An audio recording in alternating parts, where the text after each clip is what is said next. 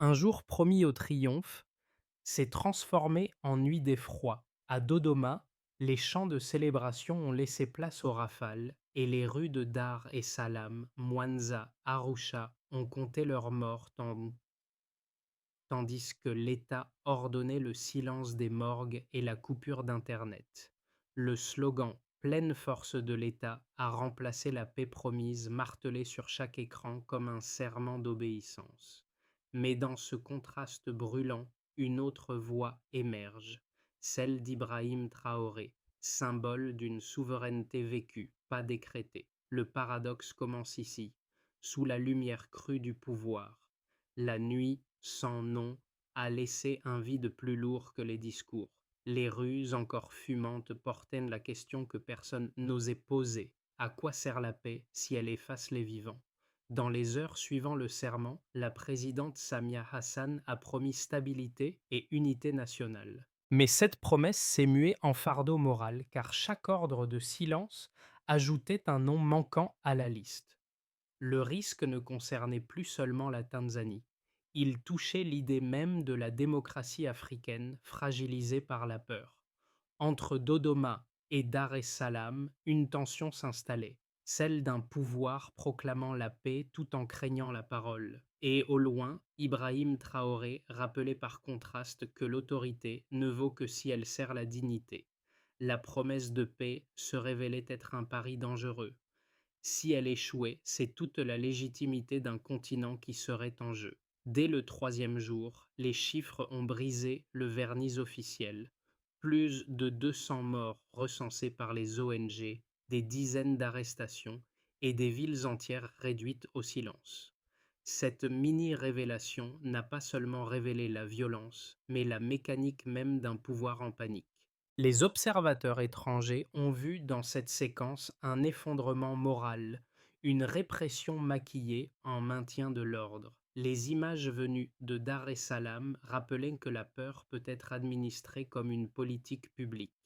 Les morgues débordaient, les journalistes étaient arrêtés pour avoir diffusé la panique, et les radios d'État rejouaient le serment présidentiel en boucle, un rituel d'auto-hypnose pour un régime cherchant à se convaincre de sa stabilité.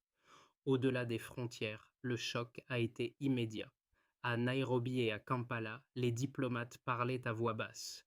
La mère de la paix a-t-elle déclaré la guerre à ses enfants? La phrase circulait comme une prière inversée. Dans ce décor saturé de silence, la Tanzanie cessait d'être un simple cas national. Elle devenait miroir continental. Les analystes y voyaient un avertissement pour toute l'Afrique de l'Est. La démocratie sans transparence se transforme en théâtre, la stabilité sans confiance en chape de plomb. Et c'est précisément ce contraste qu'Ibrahim Traoré soulignait, en défendant depuis Ouagadougou une souveraineté fondée sur la légitimité populaire, pas sur la peur. Le parallèle entre la répression tanzanienne et l'exemple burkinabé s'imposait comme un fil rouge de cette crise. Sous la rhétorique de la paix, un continent s'interrogeait. Combien de régimes, en cherchant à éviter le chaos, l'engendraient-ils eux-mêmes? Ce fut la révélation initiale, la fissure dans le récit officiel.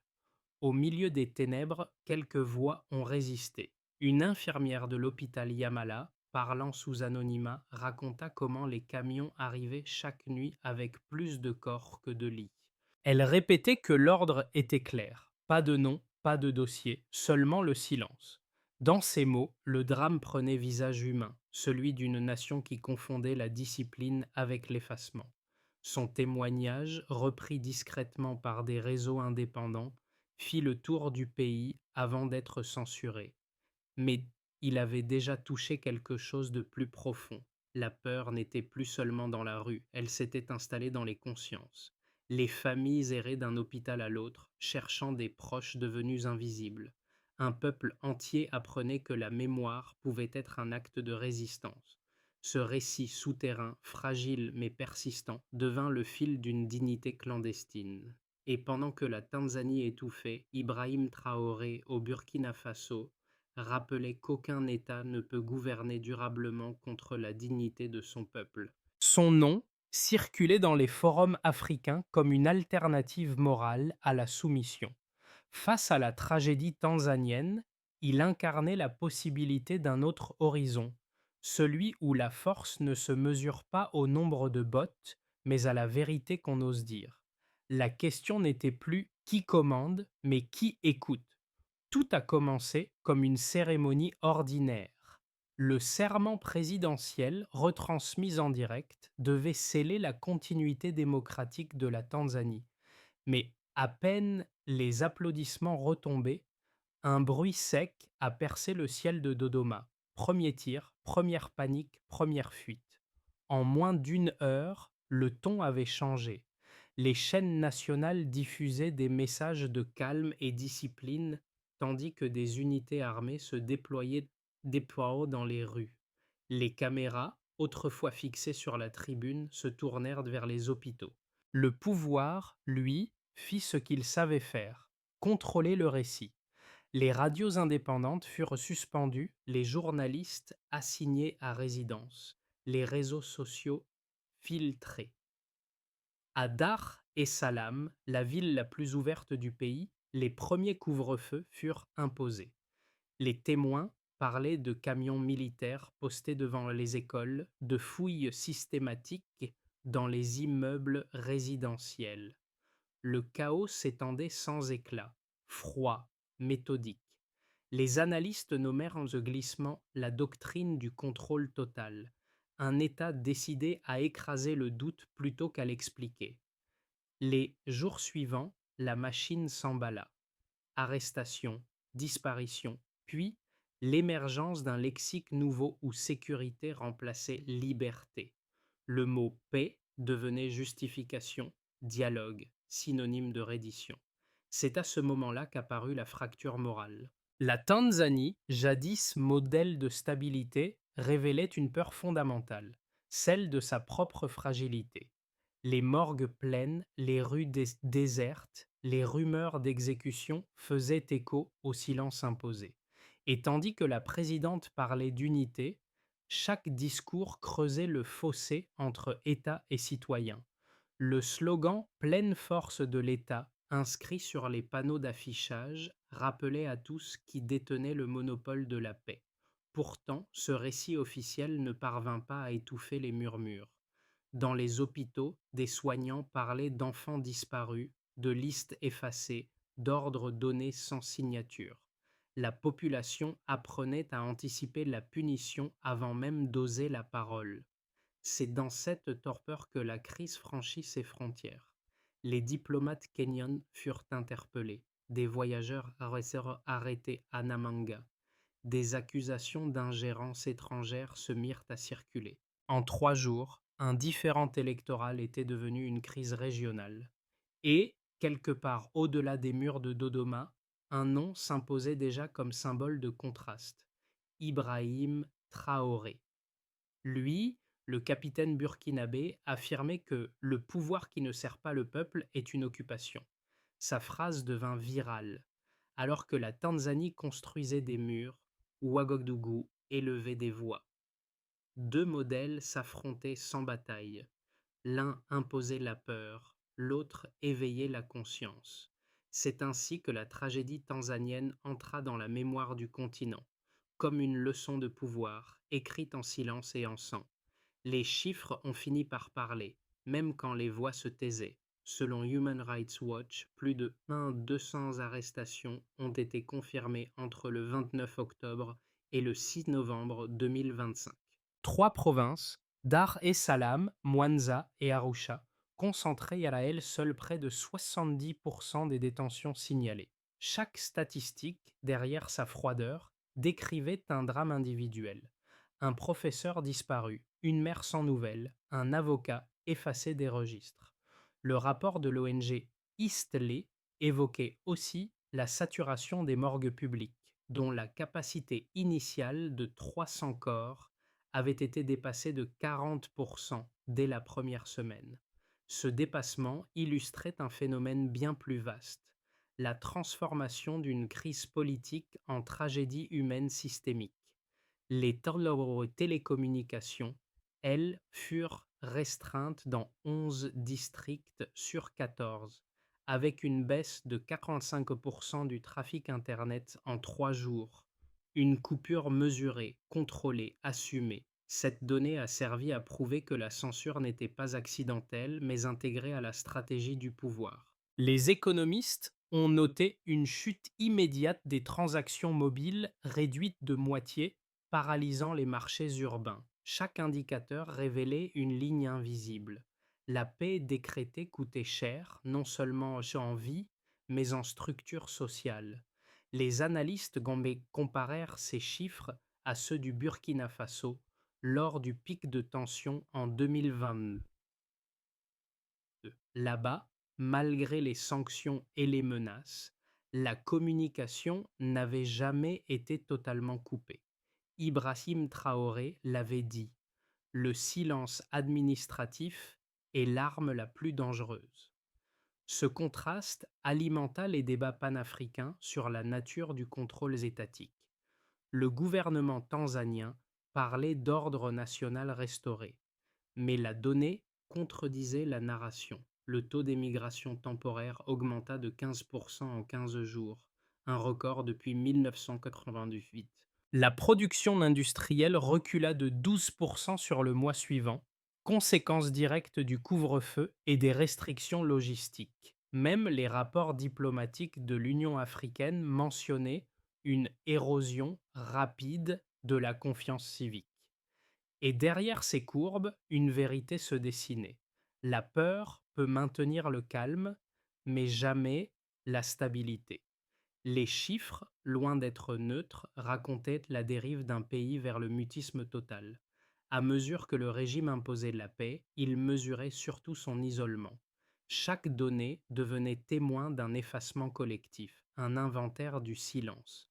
Et c'est précisément cette lecture froide, documentée, qui transforma la tragédie tanzanienne en miroir continental.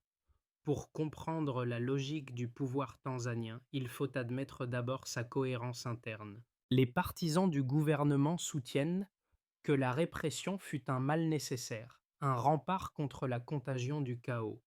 Selon eux, les élections avaient révélé des failles profondes dans la structure nationale, des oppositions instrumentalisées par des intérêts étrangers, des réseaux d'influence cherchant à transformer le pays en foyer d'instabilité régionale.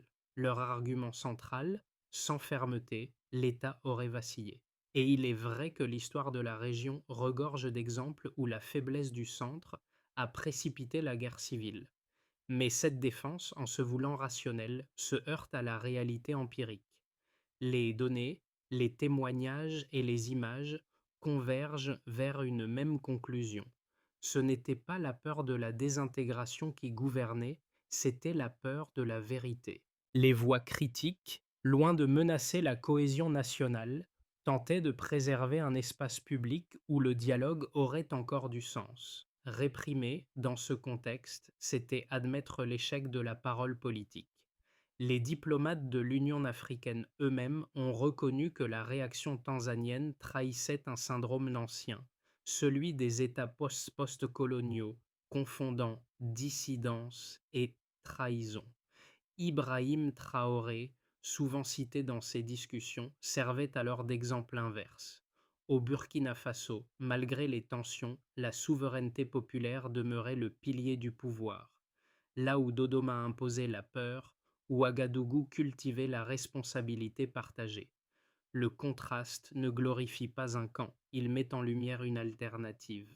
La force n'a de sens que lorsqu'elle protège la dignité, pas quand elle la remplace. Et si la Tanzanie a cherché à éviter le désordre, elle a, ce faisant, sacrifié la légitimité qui seule pouvait l'en prémunir. Au milieu de la tourmente, une phrase a fissuré le mur du silence. Quand la loi disparaît, nous devons devenir la loi, déclara Ibrahim Traoré à Ouagadougou devant une foule rassemblée au crépuscule. Cette ligne brève et dense traversa le continent comme une onde. Elle n'était pas une provocation, mais une inversion morale.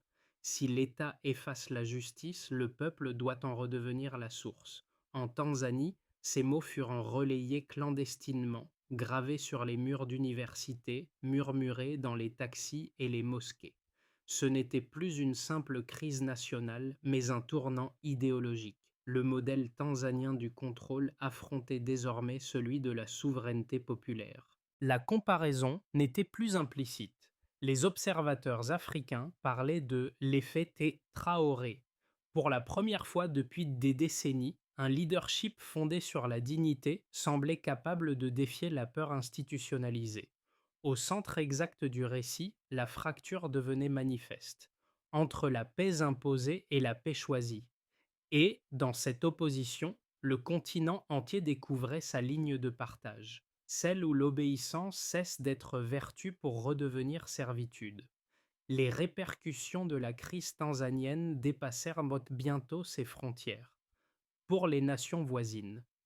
Pour les nations voisines, la rupture entre Dodoma et Nairobi marqua la fin d'une confiance régionale fragile.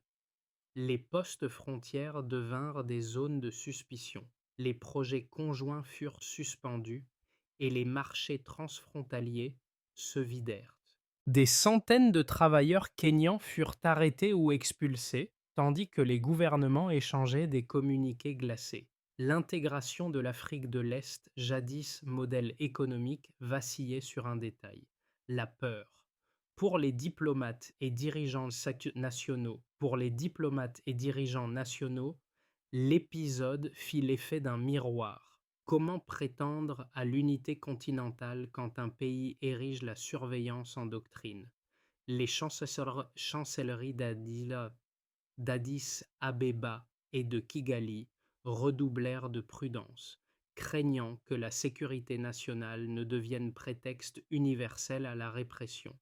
Les institutions régionales, quant à elles, se contentèrent de mots prudents: préoccupation, appel au dialogue, des formules creuses face à une tragédie chiffrée. Pour les citoyens et acteurs de la société civile, pour les citoyens et les acteurs de la société civile, la conséquence fut plus intime. Le sentiment d'impuissance devint la norme. Les enseignants comme John Okot, abattus par erreur, devinrent des symboles. Les avocats disparus, tels Frédéric Obouya-Laurent, rappelèrent que même la loi pouvait être effacée. Chaque nom effacé devenait une lueur dans la conscience collective, un rappel que la mémoire est plus résistante que le mensonge. Des veillées silencieuses furent organisées à Nairobi, Kampala et Dar es Salaam, preuve que la fraternité survit là où les frontières échouent. Enfin, pour le continent africain, enfin, pour l'ensemble du continent africain, cette crise traçait une ligne morale entre le confort des chaînes et le courage de la lumière. Les économistes parlèrent de perte de 2,3% du PIB régional. Les philosophes, eux, évoquèrent une dette spirituelle. La Tanzanie avait tenté de sauver la paix au prix de la vérité, mais dans ce calcul, elle perdit les deux. Et pendant que le pays s'enfermait dans son mutisme, Ibrahim Traoré, depuis le Sahel, incarnait l'idée inverse. La stabilité ne vient pas de la peur, mais de la participation. Ainsi, la tragédie tanzanienne cessait d'être un cas isolé. Elle devenait un avertissement universel. Dans les mois qui suivirent, 3 trajectoires apparurent possibles pour la Tanzanie. Le gouvernement maintiendrait l'ordre par la fatigue sans réforme réelle. Les communications resteraient limitées. La peur administrée comme routine. Ce scénario, le plus probable, prolongerait la crise silencieuse, transformant la stabilité en anesthésie nationale. Sous la pression internationale, Dodoma pourrait admettre des excès et rouvrir l'espace médiatique. Des libérations symboliques, un dialogue national sous l'égide régionale, une reprise des échanges économiques avec Nairobi. Dans cette hypothèse, la Tanzanie redécouvrirait qu'admettre la faute n'est pas perdre la face, mais restaurer la confiance. Certains signes discrets allaient dans ce sens.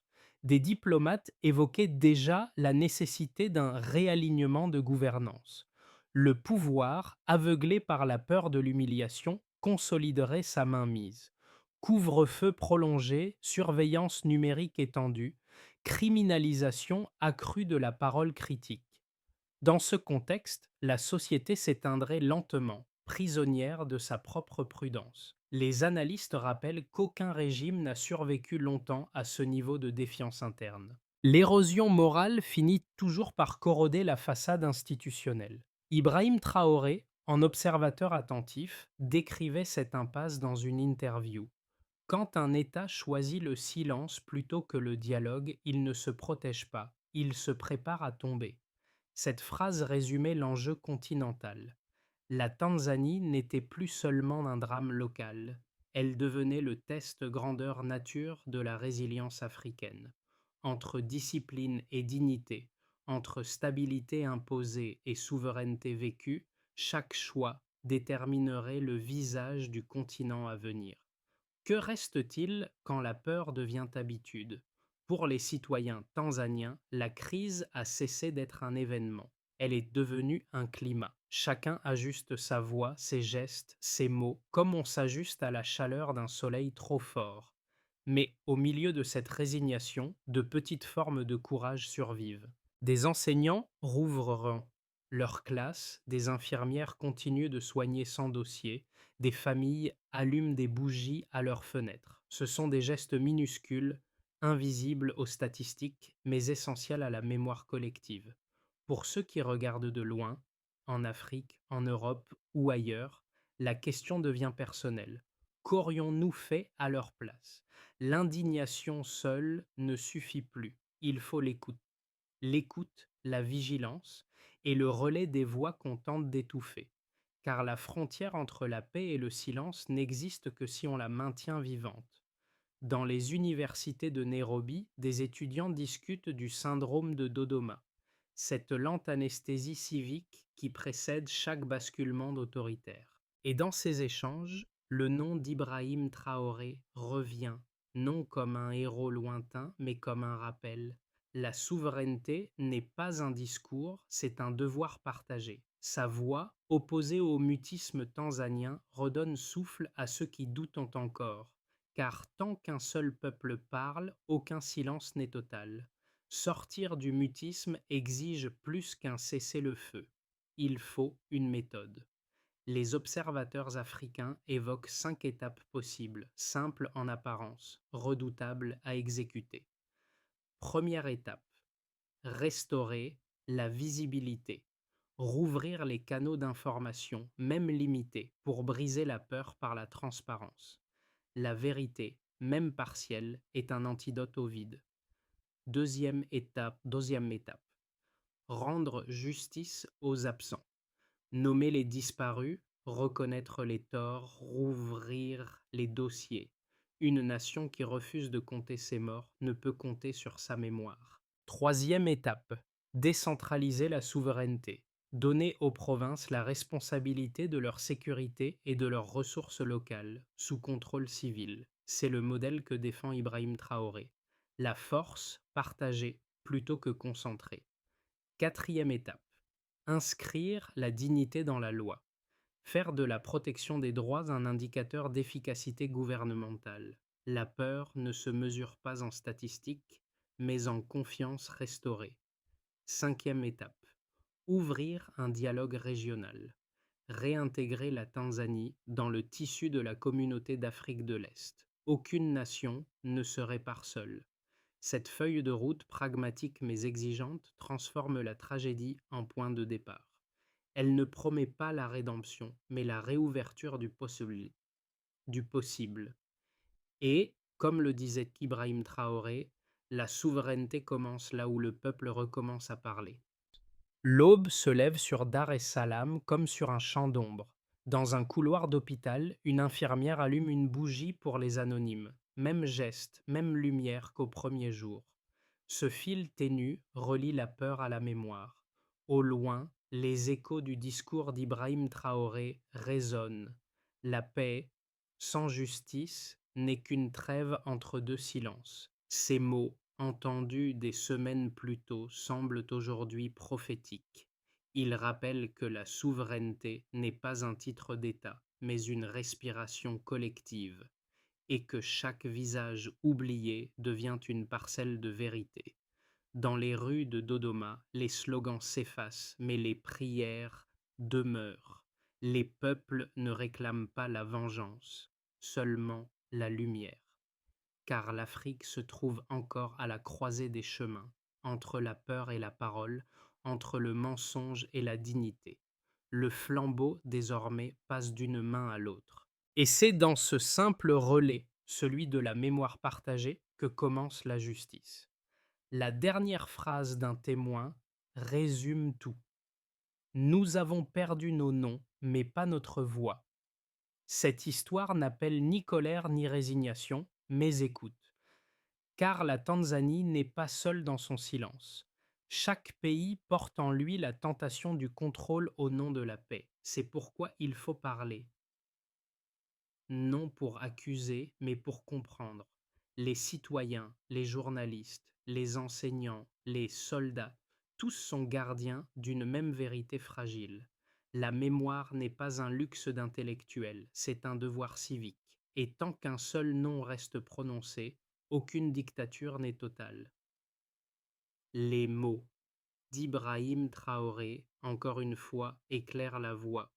Le pouvoir n'est pas une propriété, c'est un prêt consenti par le peuple. Cette leçon, simple et rude, dépasse les frontières. Elle invite chacun de nous à interroger son propre silence. Que faisons-nous lorsque la peur devient norme et que la dignité s'efface derrière la sécurité? La réponse n'appartient pas au gouvernement, mais aux consciences. Parler, c'est déjà résister, et écouter, c'est déjà reconstruire.